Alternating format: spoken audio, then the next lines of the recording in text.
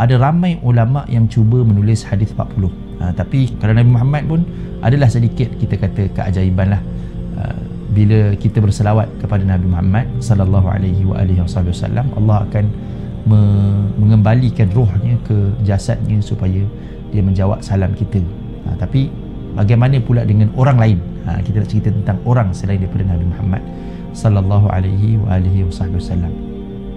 Selain Nabi, ada golongan yang kita sebut sebagai orang-orang yang saleh, ataupun orang-orang yang dekat dengan Allah Subhanahu Wa Taala, ataupun orang-orang yang kita kata kekasih Allah Subhanahu Wa Taala.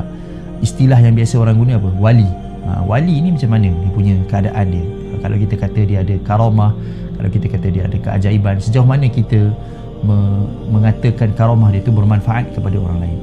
Yang pertama, kalau karamah dia dalam erti kata penerimaan Allah campakkan ke dalam hati-hati manusia, seperti yang kita bagi contoh Al-Imam An-Nawawi rahimahullah, itu berkekalan.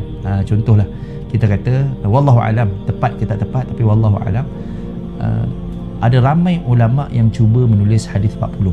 Tapi kitab hadis 40 yang paling terkenal, yang paling diterima oleh umat Islam pada hari ini ialah hadis 40 Al-Imam An-Nawawi rahimahullah. Itu contoh karamah lah